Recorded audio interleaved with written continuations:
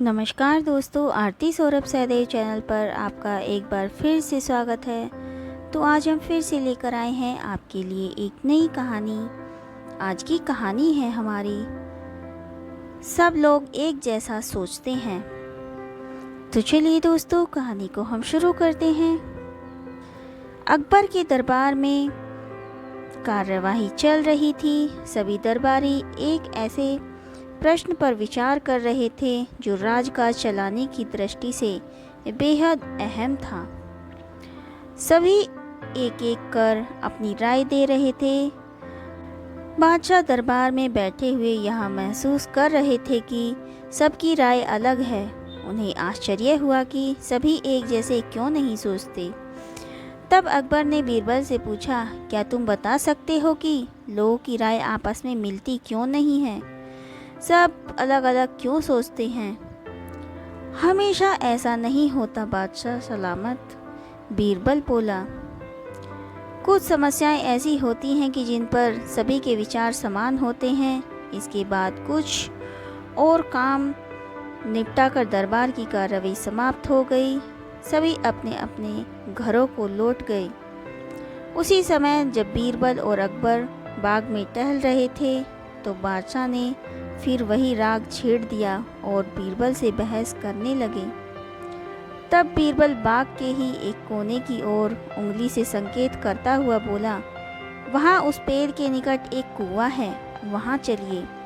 मैं कोशिश करता हूँ कि आपको समझा सकूँ कि जब कोई समस्या जनता से जुड़ी हो तो सभी एक जैसा ही सोचते हैं। मेरे कहने का मतलब यह है कि बहुत सी ऐसी समस्याएं, ऐसी बातें हैं जिनको लेकर लोगों के विचार एक जैसे होते हैं। अकबर ने कुछ देर कुएं की ओर घूरा, फिर बोले, लेकिन मैं कुछ समझा नहीं। तुम्हारे समझने का ढंग कुछ अजीब सा है। बादशाह जबकि जानते थे कि बीरबल अपनी बात सिद्ध करने के लिए ऐसे ही प्रयोग करता है। सब समझ आ जाएगा हुजूर, बीरबल बोला। आप शाही फरमान जारी कराएं कि नगर के हर घर से एक लोटा दूध लाकर बाग में स्थित एक कुएं में डाल दें। दिन पूर्णमासी का होगा।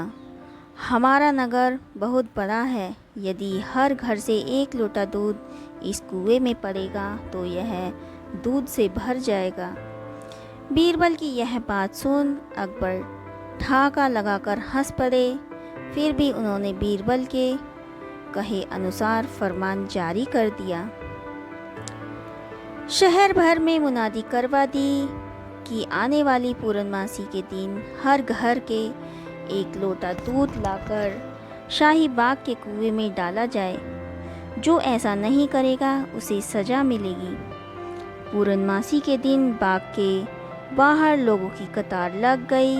इस बात का विशेष ध्यान रखा जा रहा था कि हर घर से कोई न कोई वहां ज़रूर आए।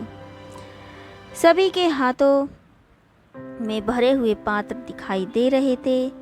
बादशाह अकबर और बीरबल दूर बैठे यह सब देख रहे थे और एक दूसरे को देख मुस्कुरा रहे थे।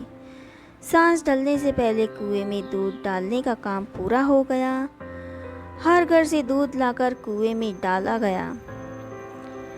जब सभी वहां से चले गए तो अकबर व बीरबल ने कुएं के निकट जाकर अंदर झांका।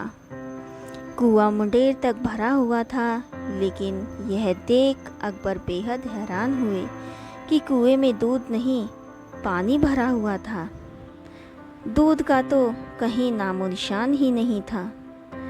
हैरानी भरी निगाहों से अकबर ने बीरबल की ओर देखते हुए कहा, ऐसा क्यों हुआ? शाही फरमान तो कुएं में दूध डालने का जारी हुआ था। यह पानी कहाँ से आया? लोगों ने दूध क्यों नहीं डाला? बीरबल एक जोरदार ठहाका लगाकर हुआ बोला, यह तो मैं सिद्ध करना चाहता था हुजूर। मैंने कहा था आपसे कि बहुत सी ऐसी बातें होती हैं जिस पर लोग एक जैसा सोचते हैं, और यह भी एक ऐसा ही मौका था। लोग कीमती दूध बर्बाद करने को तैयार ना थे। वे जानते थे कि कुएं में दूध डालना व्यर्थ है। इससे उन्हें कुछ मिलने वाला नहीं था, इसलिए यह सोचकर किसी को क्या पता चलेगा। सभी पानी से भरे बर्तन ले आए और कुएं में उड़ेल दिया। नतीजा, दूध के बजाय पानी से भर गया कुआं। बीरबल की यह चतुराई देख अकबर ने उसकी पीठ थपथपाई।